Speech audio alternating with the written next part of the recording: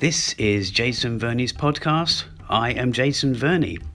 Regular listeners of this show will know that I also run a couple of different podcasts. One of them is one about filmmaking, because I'm a filmmaker, and also one regarding South Korea, the Not So Korean podcast. Actually, it focuses on both Koreas, but it's mostly South Korea. And this one, which is FLICKS, F.L.I.C.K.S. I won't go into what each of those letters stands for in this particular episode, but it is run in conjunction with my film-related website, and that is called mini-movie.com.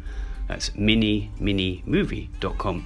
And also, most of these episodes appear on my YouTube channel, either as an audio or visual episode, and that is youtube.com/Jason Verney. 1-to-1, John and Yoko. My gosh, what a film. I was crying. And I'm just recording this just to tell you where I am in the world. I'm actually back in the UK. I say back in the UK because I'm often residing in Thailand.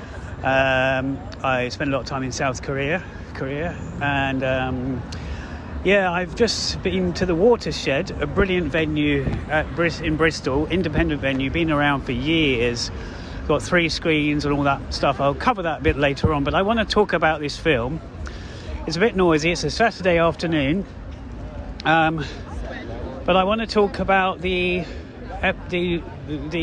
documentary. Now, there's been lots of documentaries about the Beatles, lots of documentaries about John and Yoko, and this is called 1-to-1 John and Yoko. Now, Kevin Macdonald's a very well-known, a very accomplished documentary maker and also fiction film maker, and he has done a brilliant job with footage here. And I wasn't really going to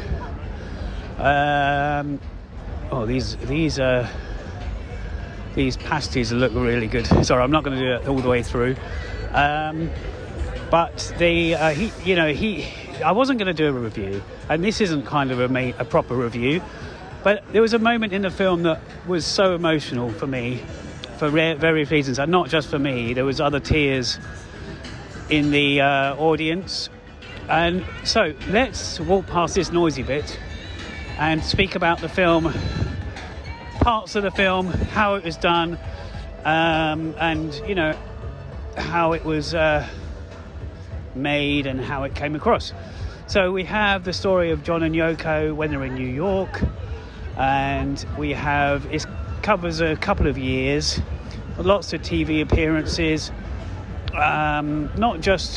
It's not just about them, it's about the other activists, let's say spokespeople for various causes, comedians you might even say, and their various sort of gigs they were doing together with John and Yoko, and John Lennon's I suppose detachment from the Beatles, but not he clearly he has a lot of followers because of the Beatles, but what John Lennon stood for, and still I would argue really still stands for, with peace, peace in the world, or wanting peace, especially for back then, because it was the Vietnam War and it was just ridiculous. And I'm very, I'm an activist for some causes in Asia and Korea in particular, and when you see the images of Vietnam, I've been to Vietnam a few times, and Cambodia and all these places that were affected, Laos as well, affected by what North Americans did, and the Nixon presidency. And you see this imagery, you see these images, you see what happened. It's not new to me. Some of the images were, sure, but they mix this in with his songs, sung on a particular, recorded on a particular concert date, a very sort of, I think it was his first or one of his only full-length concerts. And so we see lots of clips of the performances there, interspersed with these moments in history. And we have the sort of homosexual rights bill, whether that's passed or not, doesn't get passed. And we have there's the race issues. We also touch on quite heavily, there's a school, there's a home for people with disabilities. I think it was called Willowsmead or Willow. I can't remember the name now. It's terrible. That was another reason I really wanted to look up more on this. But there was a terrible conditions, a home that had people with disabilities, and there is a word for it that we tend not to use these days. But I'm trying to think of that word. And it was terrible. So him and Yoko wanted to do a concert for that place to get these kids and other people out to see music and feel good and I suppose hope to bring change. And that concert that he did, which is separate, I believe, to the one they were talking about at the beginning of the film, it was called 1-to-1. And so that was kind of where the title stems from for this documentary as a whole. Now they used conversations between John, and Yoko, but also between John and other people, Yoko and other people. There's two ways they used scenes, and they set the scenes for the conversations that we hear. That we see a few visual conversations recorded in camera, on camera rather, in camera, whatever, but not in camera especially for the film, but on camera, caught on camera. But the audio ones, these work in two ways. Some of them are covered by, there's a recreation of their bedroom which was used. Now, there's a very famous photographs of John and Yoko in bed and doing, sit-ins or love-ins or whatever you want to call it. I can't remember what it was officially called, maybe love-ins back then, various things they did. And they wouldn't leave their home. But there was lots of conversations, I suppose, that were recorded in this room. And what the filmmakers have done is done a sort of a mock-up room exact to the photographs or the film that exists from that time. So they kind of made a recreation of the room, and we slow motion pan around the room, see objects and artifacts exactly how they would have been. And you also even see little details like I think like a cigarette burning in an ashtray, a mug of coffee steaming, and a phone, let's say a phone receiver off its hook, but clearly out of shot, held by someone, because you see the wire, the cable wobbling. And they kind of set the scene as if this was then. But the other ways that the conversations are kind of mocked up are simply by, I would say, I'm a documentary maker myself and a filmmaker in general, they use conversations and they put the words on screen, and it's done very easy, done in a way that's easy to read, done in a almost, it captures the comedy that there is in some of the conversations and the seriousness, but just by having those words on screen. And of course that also helps with phone conversations when they're recorded or on tape recorders back then or whatever. They're not always crystal clear, so having the words on screen, that really, really helps. So we have these conversations going on, and there's a big conversation that keeps recurring or keeps coming up, and that's about flies that Yoko Ono, I think, wants for one of her art exhibitions, her performance arts perhaps, or installations. In fact, we do see an excerpt later on in the film with some people laying down with one or two flies on them. And so this is a recurring, I suppose, kind of comedic conversation that keeps, recurring, it keeps coming up. So that is that use of words on the screen in those conversations. Some of those conversations cover how they're going to, I'm just going to walk up this street. how they're going to do these concerts, and certain people are causing political problems, so they can't get someone to perform with them, like they couldn't get Bob Dylan to perform with them until someone else apologises. So that's one of the conversations that goes on. So we have conversations between John and his manager, who clearly doesn't want certain songs to be sung at one of these particular, let's call them concerts or speeches. Sometimes it's a speech with them just doing a song or two at the end. So we have conversations between various people, but just words on screen and voices, and the real voices and the real conversations heard. So that is something. Now, the music, amazing. Probably the most famous song, and the one that really got me. It's not like I haven't heard this song 100,000 million whatever times before.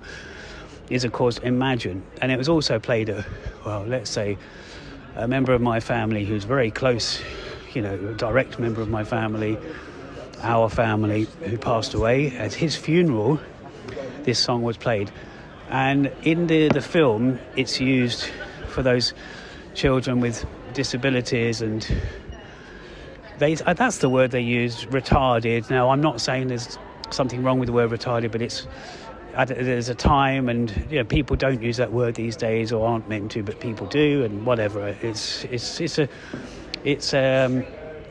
Some countries would just outright use it. It depends what country you're in. It depends how progressive your country might be, whether you use the word retarded or retards. I remember something about Mary, which is clearly a comedy, using that word, and it was quite shocking, but it used in allegedly a comedic way. And so hearing that, that's what those children, they were retarded, but autistic, you could say, but also more than autistic, disabled, not fully functioning, human beings, unfortunately, but should be treated as the same, should be treated with equal respect as we all should. But unfortunately, the conditions in that Willow Mead or Willow something else, I'm sorry, I can't remember that name, it was there. I got into a discussion after the film with a couple of people who are kind of in the filmmaking and arts as I am, because one was a film editor like myself, and also an actress, and we got talking at the end. So a lot of maybe one or two of the things I was going to speak about have names have kind of escaped me. Now this is a crowd. I'm going to try and walk around away from the crowded bit, because there's a lot of noise here, and I'm going to try and get to the end of this review and speaking about the emotions felt. But yeah, so the emotions I was feeling, that scene with Imagine, which was set to images of the concert of these people with disabilities, harrowing scenes of their conditions just before the song, I think, and just that song evoked so much, and I was weeping with tears, and there's a couple of ladies next to me one was consoling the other on their shoulder, I think. And the thing is, I suddenly wondered how many people in this audience. It was a small screening, quite full, but not full, but quite a small screening room, auditorium. And I wondered how many people were. And I think it turned out more people than I thought were emotionally touched, not just by that scene, by the whole, the whole film. And so it was very, very moving. But not only that, it was, for me, having that song played, I don't know what it is. I mean, when you have music played loud, when it's very, I do know this, I'm a filmmaker, and in fact I'll touch on this in a minute. When you have something, it's like when you have your earphones on, you're walking and you listen to music, how much more impactful that is than just listening to it out of your out of your phone or other device or radio. It's not that, without the pull, the noise, the full power of the song, you don't necessarily get the emotion that you feel. And I was sitting in that auditorium, and it occurred to me that maybe the last time I was sitting with this song, which my family will all resonate with, Imagine, which is probably his most famous song, John Lennon's most famous song. When was I last in a place where it was turned up quite loud with other people in the room? And that perhaps was the funeral that I'm referring to in my real life. It's kind of sitting there with an audience watching this film with that song. You've got the images and the power of the story itself that are really pulling you, but you've also got your own memories of that song, perhaps. And I don't know whether these people next to me, I spoke to them briefly afterwards, whether that song had a special moment for them, or was it literally just a song in that moment in the film which had enough emotion in itself. As I say, it's associated with so much want of change in the world, and also these children, these people that were in horrific conditions with one carer for like maybe 30 children, and in living in grotty, unmanageable conditions. And I just, it was just so emotional. Took my glasses off, wiped my eyes. I was in that moment. And I'll come back to that, about how that is when you're a filmmaker, when you want the power of the song and the power of the moment and the power of the sadness, when you want it to perhaps affect people. I'll come back to that in a second. So because I've just made a full-length documentary which includes such a scene, and I will touch on it in a sec. So this was hugely impactful, the whole film. It's probably an hour and 40 minutes, or an hour and a half, at least, maybe an hour and 40 minutes. Can't remember the whole film. They didn't really touch on his death, John Lennon's death. So now people do know that, how he got shot, how that happened. But it touched on a lot of other stuff. It touched on Yoko Ono's daughter. She, didn't have her daughter for years and didn't know where her daughter was. It touches on the birth of Sean Ono Lennon. They touch on the fact that John Lennon and the Beatles are mostly Irish, as well as English, because of they speak about the relation that Ireland has with Liverpool back in the day, years ago, and slaves and seamen and travel. And John Lennon, speaks about how his mum left him, died when he was I think 16, and she got killed in I think it was a drunk driving police person killed his mum in a car accident.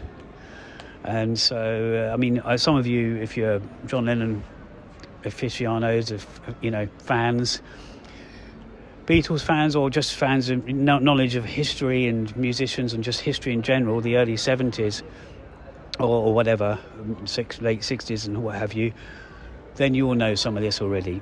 But in the film, it's all this is covered, a lot is covered, and there was no need anyway to really cover his death. There was other shootings in the film of prolific, well-known figures, I suppose, at the time. They were covered, and as I say, a lot of people, as I kind of probably mentioned, a lot of people are aware of how he died, so it wasn't necessarily needed to be covered. It's touched on in a tiny way. I'm not going to say how, but somewhere, as we're kind of towards the credits, or in the credits, where we do get some reference to that. So really powerful film. Really, I was just emotional. I thought, wow, I haven't been affected like this for a while. When this particular family member's, death happened to us, and funeral, we had to arrange ourselves, myself and my siblings. It was, picking music, and that was one of the songs that people do pick for funerals. Imagine. and it was, that moment in the cinema was powerful, and I couldn't say why, whether it was that I just, thinking of Dad, but not necessarily thinking of Dad. It's just a song that makes you think of it should be an elating song. Imagine if there's a great world like this. Imagine this, a what if scenario, if the world was brilliant. Oh, the world is brilliant, but it's not brilliant. It's not perfect like it should be. It could be so good. It could be so brilliant if we all were together and all that kind of stuff. So that's kind of my summary of the film. The Watershed in Bristol is where I saw it. I've seen quite a few films there. I've just learnt as well, I mean, this is very specific for any listeners who might go to Bristol or live in Bristol even. The Watershed, whether you've got a membership or not, they've only just introduced this membership, or it's gradually being introduced. That even if you don't, and you just can. So I was going to see another film afterwards, one of the David Lynch films, but instead I'm recording this and doing something else. And you can literally get a credit back on your account straight away. I literally bought a ticket. 2 minutes later, I thought, I can't see this film. I've just come out of that film and to see another one, and I wanted to speak about that film that I've just seen and not waste time. It's quite a nice day now. It wasn't earlier. Just to round this episode fully off, then I was just going to talk a bit about making a full-length documentary, but not that, but the moments. Well, there's one or two comparisons I could make to making my film, my 70-minute documentary, which is called Sewol, Sealed Eternally With Our Love, and that's about the Korean ferry tragedy that happened just over 10 years ago, and 250 children were told to stay put when the boat sunk. Some of them were rescued before that, but there was 250 or so left. 50 teachers and other passengers were all told to stay put before they get rescued, and they all waited, and the boat sunk, and this was a huge tragedy in Korea, and it still is. Some people compare it to Titanic in the world. This was we're talking mostly children that lost their lives in the Sewol Ferry tragedy. And there's a couple of things. There's the music that was used in the John and Yoko documentary I was just speaking about, and there was moments where he's singing a song on stage, but interspersed with his repetitive chorus. I don't know if it's a chorus or not, but it's a word he was saying. It kept interspersing. As an editor, I know how you the thoughts of why this can come about in the editing process. But between the words he was singing, the clips would of other things would be shown, and then he would sing that same word again, and clips would be shown, and it was just so powerful.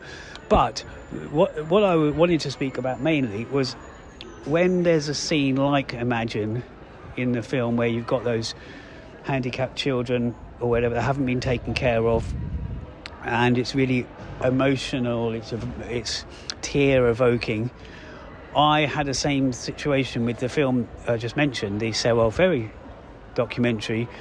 There's a segment in the film which is called District Sewol. So it's like a video art within the 1 hour 10-minute documentary. There's a 10-15 minute video art, documontage I call it, District Sewol. I'm not going to go into the reasons why it's called that, but I wanted that part of the documentary mostly set to music and set to a certain song. It's actually set to a song by Moby. I've had permission to use that song before. In fact, if you're an independent filmmaker, you can seek permission quite easily from Moby to get to have his music used in your film. Anyway, so I really wanted, for about 7 years I've had that segment, that 10 or 15 minute segment of this kind of what's now turned out to be an hour and 10 minutes documentary. I've had it mapped out for ages, and I knew it would. I hope when someone watches it, obviously for me, it evokes. It's very powerful. The song I've used with that moment in the the documentary, the video art moment in that full-length film, and I was worried that is this right to play with people's emotions, and as a filmmaker and a creative in general, you can't help but that you write things to be emotional, you write a scene to be funny, or you write a scene to be dramatic, and you write a scene to be emotional. And when it's documentary, it can be the same, as proved in the one-to-one John and Yoko. But I even spoke to one of the family members, a parent I suppose, of one of the victims who were lost at sea from the Sewol Ferry just a few months ago. I've met quite a few of them over the years because I'm an activist for this cause, and I have been for a decade. We've had monthly memorials in Trafalgar Square in London for 10 years, more than 10 years pretty much. And I asked the parent of this victim, I said, look, this was through someone I was speaking with, and she translated it. My Korean's not very good. And I said, look, I really want to make this documentary, but there's going to be a moment in it where I'm really going to be tugging at the heartstrings, to use that term. And is that right? Is it okay if I do that? And this relation of one of the victims, his offspring, who's lost to the sea, really, to the ferry or whatever, said something along the lines of, look, as long as it's highlighting it, you can draw people's attention to it however you want, and he was just making that point, that it's fine to do it. And that was verification for me. People do say you can use music inappropriately or over the toply, or you can use it to cheat in film, but there's times when you're not using it to cheat. You're using it. I wouldn't have even had this video art idea without that particular music, the images I've got, which is from the ferry itself. I went to the ferry where it now stands. I've been there twice, and these scenes are from there. I'm going to walk past these noisy people. I don't know if this is a hen night or hen day or stag do. It probably is. Now, I'm going to walk past them and then close off this episode. All right, 1 second. Right, I'm going to close off this episode now. So I hope you enjoyed this. Well, enjoyed might be the wrong word. It's both that documentary and mine are kind of very have solemn moments, as well as have hope and something uplifting. And thanks for listening to this, what I call my FLICKS podcast. I've got other ones. I've got the Not So Korean podcast. I've got the Micro Budget Filmmakers podcast, MBF. And so I've got, and the one you're listening to now is FLICKS, F.L.I.C.K.S. Each letter stands for something, like F is for film, L is for life. I'm trying to remember now. Gosh, I can't remember. I've just been walking up and down, exhausted myself. S is for sounds, like music. K is for Korea. So I'm going to leave it at that. I'm pretty worn out there. I'm going to look for some food here in Bristol. It's an amazing city. And I will speak to you in the next one. Thanks for listening. Sorry if it's been a bit of a rambling episode. All right, all the best. So that's my 2 cents, to use an American term. You can find any more episodes at jasonverney.com. That's my website, which includes pretty much loads of things I do: my filmmaking, my film reviews, my talks, my speeches and what have you. But minimovie.com, but youtube.com/Jason Verney, and the Micro Budget Filmmakers podcast and the Not So Korean podcast. You can find all those out there. Okay, I'll leave it at that, and I bid you all farewell and have a great day. See ya.